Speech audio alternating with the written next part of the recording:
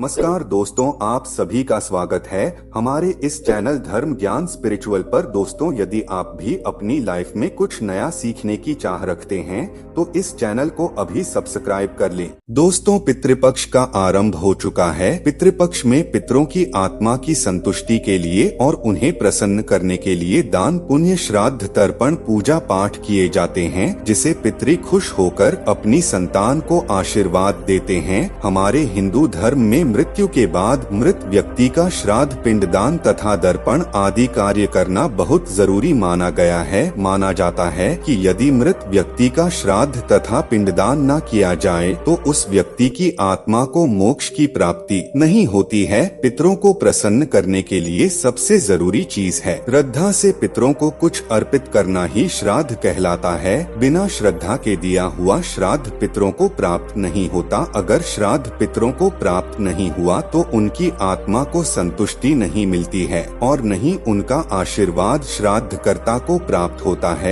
जिनके पितृ देव प्रसन्न नहीं होते हैं उन्हें पितृ दोष लगता है। उन्हें अनेक प्रकार की कठिनाइयों और परेशानियों का सामना करना पड़ता है। उनके घर में सदैव लड़ाई झगड़ा, क्लेश, कलह, वाद विवाद, रोग, पीड़ाएं घर में आपकी मतभेद जन्म लेते रहते हैं। शुभ कार्यों में अनेक बाधाएं उत्पन्न होती हैं। इसके साथ ही अकाल मृत्यु का भी भय बना रहता है। संतान की प्राप्ति में भी रुकावट और विलंब होता है। घर में धन का अभाव भी रहता है। दोस्तों, पितृपक्ष पितरों को प्रसन्न करने के लिए बहुत ही खास दिन होते हैं। इन दिनों में आप एक छोटा सा भी उपाय करके भी पितरों को प्रसन्न कर सकते हैं और पितृ दोष से मुक्ति पा सकते हैं। दोस्तों, आज की इस वीडियो में हम आपको शास्त्रों में बताया गया एक छोटा सा उपाय बताने जा रहे हैं। इस उपाय को करने से आपको निश्चित ही पितृ दोष से मुक्ति मिल जाएगी। पितृ दोष आपकी कुंडली से खत्म हो जाएगा। साथ ही आपके कितने भी बड़े दुश्मन हो, शत्रु हो, वह भी सब शांत हो जाएंगे। दोस्तों, यह उपाय न केवल आपको पितृ दोष, शत्रुओं से छुटकारा दिलाएगा, साथ ही शनि दोष, राहु दोष, मंगल दोष और कालसर्प दोष से भी छुटकारा दिलाएगी। आपके जीवन से सभी प्रकार के संकट कष्ट दूर हो जाएंगे। पितृ दोष, पितृ आशीर्वाद में दोस्तों, इस उपाय को सही प्रकार से सही विधि के साथ कैसे करना चाहिए, यह जानने के लिए आप हमारे इस वीडियो को अंत तक जरूर देखें। लेकिन उसे पहले हमारा आपसे एक छोटा सा निवेदन है। अगर आप हमारे इस चैनल पर नए हैं और अभी तक हमारे चैनल को सब्सक्राइब नहीं किए हैं तो जरूर सब्सक्राइब करें। तो आइए जानते हैं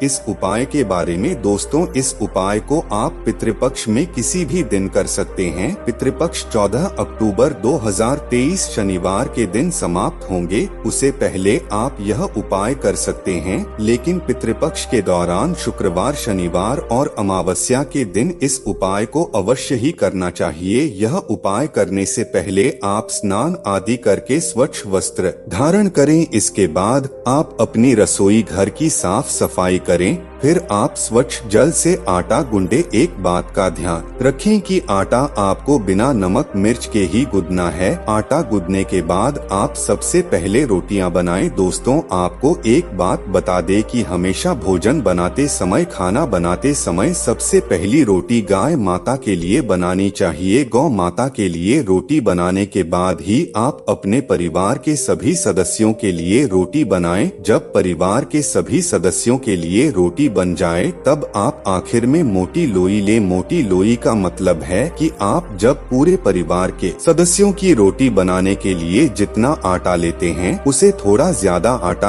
आपको अंत की रोटी बनाने के लिए लेना है। अब आटा लेने के बाद अब आटे में 1 चम्मच शक्कर रखें और फिर इसकी रोटी बेलकर एक मोटी रोटी सेकनी है। जब यह मीठी रोटी तैयार हो जाए तब आप इस रोटी को एक प्लेट में रख ले और रोटी के ऊपर आप सरसों का तेल लगा ले। अब इस प्लेट को आप अपने मंदिर के सामने ले जाकर खड़े हो जाएं और भगवान गणेश, भगवान विष्णु, माता लक्ष्मी जी और पितृदेव को प्रणाम करें और सभी संकटों और कष्टों को दूर करने की प्रार्थना करें। पितरों से जाने अनजाने में की गई अपनी सभी गलतियों की क्षमा मांगे और पितृदोष को दूर करने की भी प्रार्थना करें। शनि देव को प्रणाम करें और शनि दोष को दूर करने की प्रार्थना करें। यमदेव को प्रणाम करें। यमदेव को प्रणाम करने के बाद आप उस रोटी को ले जाकर किसी काले रंग के श्वान को कुत्ते को खिला दें। अगर काले रंग का कुत्ता ना मिले तो आप किसी भी और कुत्ते को यह रोटी खिला सकते हैं। दोस्तों, हमारे शास्त्रों में बताया गया है कि पितृपक्ष के दौरान हमारे पितृदेव पशु पक्षी के रूप में हमारे पास आते हैं। मान्यता है कि पितरों तक भोजन पहुंचाने के लिए गाय, श्वान, कौवा, चींटी और देव को भोजन कराया जाता है। यह भी माना जाता है कि यह पांचों पंच तत्वों के भी प्रतीक है। गाय को पृथ्वी तत्वों का प्रतीक माना गया है। श्वान को जल तत्व का प्रतीक माना जाता है। कौवा वायु तत्व का प्रतीक है। चींटी को अग्नि तत्व का प्रतीक और देवताओं को आकाश तत्व का प्रतीक माना जाता है। इसलिए पितरों का श्राद्ध करते समय इन पांचों को भोजन देकर पंच तत्वों के प्रति आभार प्रकट करते हैं। पंच बलि का एक भाग कुत्ते को खिलाया जाता है। दोस्तों, श्वान को यमराज का दूध माना जाता है। माना जाता है कि यमराज के 2 श्वान हैं, जिनका नाम श्याम और सबल है। इसलिए पितृपक्ष में श्वान को भोजन कराने से यमराज प्रसन्न हो जाते हैं। शिव पुराण में बताया गया है कि पितृपक्ष या श्राद्ध पक्ष के दौरान श्वान को भोजन देते समय यह कहना चाहिए कि यमराज के मार्ग का अनुसरण करने वाले श्याम और सबल नाम के 2 श्वान हैं। मैं उनके लिए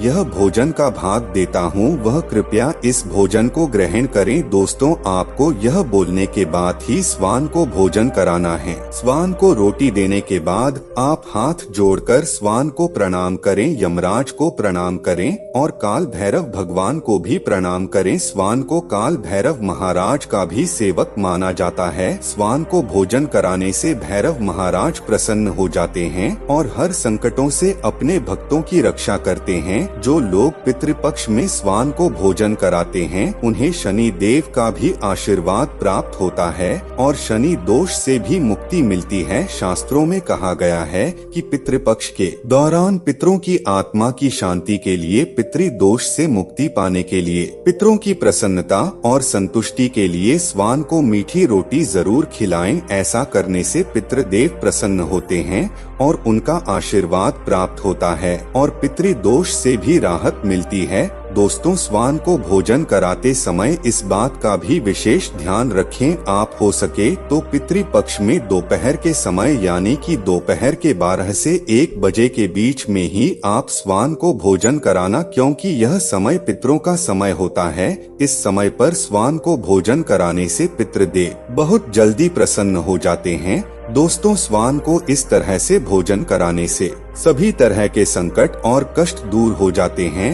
हिंदू धर्म शास्त्रों में श्वान का बहुत अधिक महत्व बताया गया है। माना जाता है कि श्वान आपको राजा से रंक और रंक से राजा बना सकता है। दोस्तों, हो सके तो पितृपक्ष में आपको श्वान को इस तरह से भोजन जरूर करना चाहिए। श्वान को रोटी खिलाने से आपके शत्रु, आपके दुश्मन आपसे दूर रहेंगे। श्वान को प्रतिदिन भोजन देने से जहां शत्रुओं का भाई मिट जाता है, वही मनुष्य निडर हो जाता है। दोस्तों, माना जाता है कि जो मनुष्य अपने घर में कुत्ते को पलते हैं तो कुत्ता उस घर के रोगी व्यक्ति की बीमारी या उसका कष्ट अपने ऊपर ले लेता है।